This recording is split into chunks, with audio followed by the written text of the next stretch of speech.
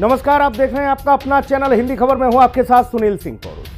8 फरवरी को जीत के बाद दिल्ली सरकार ने 20 फरवरी को शपथ ली। 20 मई को सरकार के 3 महीने पूरे हो रहे हैं और 10 दिन बाद 100 दिन पूरे हो जाएंगे। किसी भी सरकार के पहले 3 महीने में पता लग जाता है कि वह कैसा काम कर रही है। दिल्ली सरकार ने अपनी उपलब्धियां गिनाई हैं, मगर विपक्ष का कहना है कि सरकार ने जो भी कुछ किया हो जमीन पर कुछ नजर नहीं आ रहा है। इसको लेकर अब वार पलटवार का दौर जारी है। रिपोर्ट देखिए, फिर चर्चा होगी।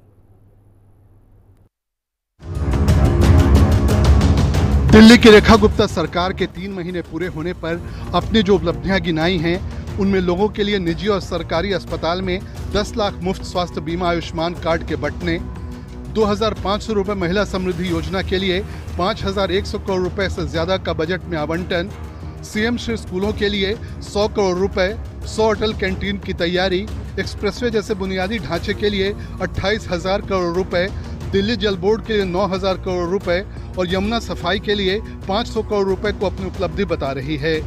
दिल्ली में निजी स्कूलों की मनमानी और फीस में बढ़ोतरी रोकने के लिए कानून बन रहा है। दिल्ली सरकार ने चुनाव से पहले जो विजन डॉक्यूमेंट दिल्ली के लिए दिया था, उस पर पहले 3 महीने में बहुत ही अच्छा और सार्थक कदम उठाते हुए दिल्ली को राहत देने का काम किया है। आदरणीय मुख्यमंत्री रेखा गुप्ता जी, सारे मिनिस्टर्स सड़कों पर हैं, चीज़ों को समझ रहे हैं, सड़कों के गड्ढे भरे जा रहे हैं, यमुना जी साफ हो रही है, वायु प्रदूषण के लिए कदम उठाए गए हैं और बुजुर्गों के लिए जो हमने कहा था आयुष्मान कार्ड, वह लगातार बन रहे हैं। 111 गाँव में पीएनजी गैस के लिए भी शिलान्यास हो गया और 6 माह की डेडलाइन दी गई है उसको पूरा करने के लिए। हॉस्पिटल्स के लिए लगातार काम हो रहे हैं और साफ सफाई, सीवर, डिसिल्टिंग, ये जो बरसों से पेंडिंग पड़े थे, उसको भी सभी विधानसभा वाइज सुपर सेकर मशीन और बाकी सुविधाएं देकर के करने का काम जारी है। विपक्ष का कहना है कि सभी विकास के काम केवल कागजों पर हैं, जमीन पर कुछ भी नजर नहीं आ रहा है। कोर्ट जाने का की पूरी इजाजत स्कूलों को है, सरकार उसको काउंटर नहीं करती है। अब तो बाकायदा एक बिल लाने की बात कर रहे हैं जिसके जरिए प्राइवेट स्कूलों को पूरा अधिकार मिल जाएगा कि वो अपना जितना चाहे फीस बढ़ा सकें। तो ये सारी चीजें इन्होंने इस 3 महीने के दौरान की। बिजली के पावर कट लगने शुरू हो गए जो पहले 10 साल तक कभी दिल्ली के अंदर हुआ नहीं। हल्की सी बारिश हुई थी, अभी मानसून आया नहीं है, उसमें क्या हाल दिल्ली का हुआ था वो आप आसानी से समझ सकते हैं।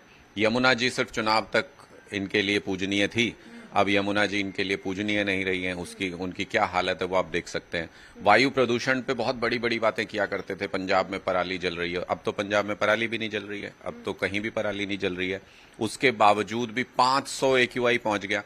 अब मुझे लगता है 3 महीने के एक्सपीरियंस के बाद रेखा गुप्ता जी को शायद ये समझ में आ गया होगा कि AIQ होता है या AQI होता है और उसके बाद वो इस पे कुछ काम करना शुरू कर दें। इनका इतिहास है 2014 से ही कि मोदी जी ने कहा था कि 15 लाख लोग, 15 लाख सबके खाते में जमा होगा, 2 करोड़ रोजगार दिया जाएगा, 100 स्मार्ट सिटीज बनेगी, किसानों की आय दुगनी हो जाएगी। तो जब नेता ही ऐसा कहे तो नीचे वाले क्या करेंगे, इसी से अंदाजा लगाया जा सकता है, तुलना की जा सकती है। अभी भी 3 महीने पर्याप्त नहीं है जज करने के लिए फिर, लेकिन मैं यह कह सकता हूं आगे का जो प्रेडिक्शन है कि जिस तरह से बंटाधार केंद्र सरकार ने किया उसी तरीके से दिल्ली सरकार की होगी। जो शीला दीक्षित जी ने कार्य किया उसके मुकाबले पहुंच नहीं पाएंगे, हमें जानते हैं। और 3 महीने में असर दिखाई पड़ना चाहिए था, लेकिन सफाई वगैरह और चीजों को देखते हैं तो कोई खास आमूल परिवर्तन नहीं हुआ है। दिल्ली में इस वक्त ट्रिपल इंजन की सरकार है। केंद्र, विधानसभा के बाद MCD में भी बीजेपी की ही सरकार है।